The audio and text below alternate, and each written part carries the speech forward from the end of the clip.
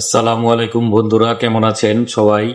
আজকে আমি একটি ভৌতিক গল্প, সত্যকারের ঘটনা নিয়ে এসেছি। এই ঘটনাটি আমার আমার আপন নানার ছোট ভাইয়ের সাথে ঘটা। আমার নানার নাম হচ্ছে আবু আবু সিদ্দিক। হ্যাঁ, আবু নানা বলে ডাকতাম। ওনার জীবনের একটা ঘটনা। উনি যখন ক্লাস আর কি 9-এ পড়ে, তখন ওনাদের দেশের বাড়ি আর কি কুমিল্লা। তখন তারা বন্ধুরা মিলে হঠাৎ প্ল্যান করলো হলে ছবি দেখতে যাবে। এখন হলে ছবি দেখতে যাবে, কিন্তু একটা খাল পের হয়ে যেতে হয়।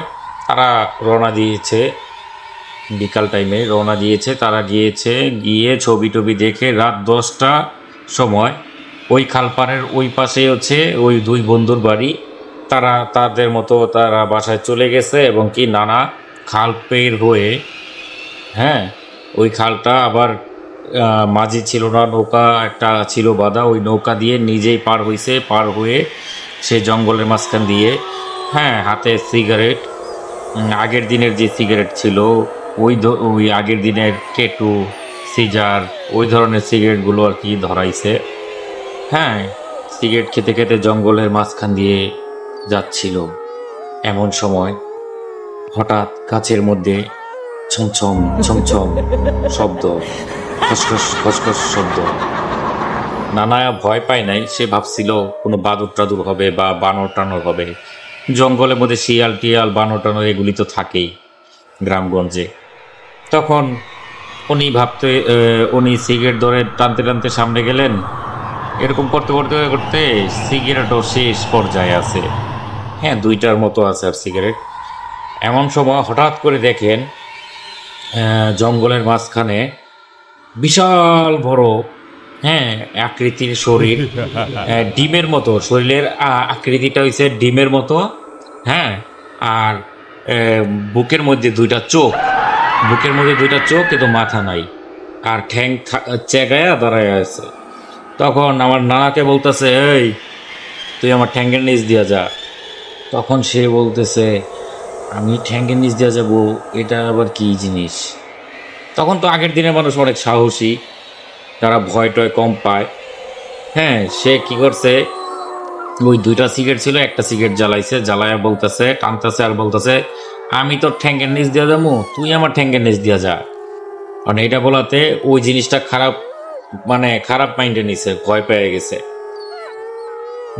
মানে সরি, ভয় পায় নাই, মানে সে কি রাগান্বিত হয়েছে। তখন সে হুঙ্কার দিতে শুরু করলো এবং নানার দিকে তেড়ে আসতে শুরু করলো। নানা কি করছে, তখন না পারতে, সিগারেটও কাজ হচ্ছে না, তখন সে একটা ঢিল আনিল। ঢিল নিয়ে যত রকমের সূরা আছে, সূরা ইয়াসিন, হ্যাঁ, তারপর আলহামদুলিল্লাহ সূরা, যত প্রকার সূরা আছে সে পড়লো। পড়ে ওই ঢিলটা যখন ঢিল্লা মারে ওই, মানে ওই খারাপ জিনিসটার প্রতি, ওই খারাপ জিনিসটাকে বাংলাদেশে আর কি গ্রামের গঞ্জে কেউ বলে সস্কা, কেউ বলে গলাকাটা সৈয়দ, কেউ বলে ভন্ডা চন্ডাল, কেউ বলে রাহু, এক এক নামে পরিচিত। এখন আমার নানা কি করলো, ওই ঢিলটা মারলো, সে আরো 10 হাত পিছে চলে গেল। এরকম করে আর কতক্ষণ চূড়া পড়বে, আর কতক্ষণ 10 হাত করে পিছে যাবে, এরকম করে তো বাঁচা সম্ভব না। তখন কি করলো নানা, আবার কি করছে, ওই ইট নিয়ে আবার চোরা পরে আবার ঢিল মারছে, সে আবার 10 হাত পিছে গেছে। নানা দিছে উল্টা দিকে দৌড় দিয়ে সেই খালের মধ্যেই সে দিছে লাফ দিয়ে সে খাল পার হয়ে তখন এই পাশে এসে সে দিছে দৌড়। ও দৌড় দিতেছে, এবং কি ওই যে খারাপ জিনিসটা, হ্যাঁ, দৈত্য আকারে, সেও তার পিছে পিছে দৌড়াইতেছে, মানে তাকে মারবেই, পিছে পিছে হাইটে আসতেছে, মানে যতটুক যায় তার পিছেই নিতেছে। এরকম করতে করতে নানা দৌড়াইতে বিভিন্ন স্থানে দৌড়ায়, হাঁপিয়ে যায়। হ্যাঁ, হাঁপিয়ে যাওয়ার পর তখন হঠাৎ করে দেখে অনেক দূরে একটা টিপ টিপ টিপ টিপ বাতি জ্বলতেছে। এমন সময় ওই বাতিটা দেখে নানা দৌড়ে ওই বাতির দিকে দৌড় দিল, ভাবছে ওইখানে কিছু একটা আছে। তখন কি হলো, ওই বাতির দিকে যখন দৌড় দিল, হ্যাঁ, দৌড় দিতে দিতে দিতে দিতে গিয়ে দেখে একটা বেড়ার ঘর। ওই বেড়ার ঘরের মধ্যে দরজাটা বন্ধ, উনি ওইটা ভাইঙ্গাই ভিতরে ঢুকে গেছে।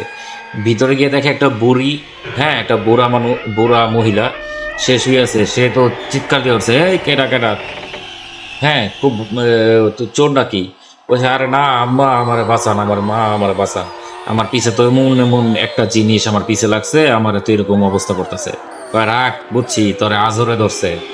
এটা কইয়া ওই বুড়ি মাটা কি করলো, কুপি নিয়া, হ্যাঁ কুপি, তখন তো কুপি হারিকেনের ব্যবহার ছিল, কুপিটা নিয়ে আসে বের হইছে। বের হওয়ার পর যে কি বলে খের বলে না, নেড়া বা খের, হ্যাঁ ধান ধান গাছ কাটার পর যে শুকায়, ওই খেরগুলো বাড়ির চারদিকে বুড়িটা দেখলাম ছিটিয়ে দিল।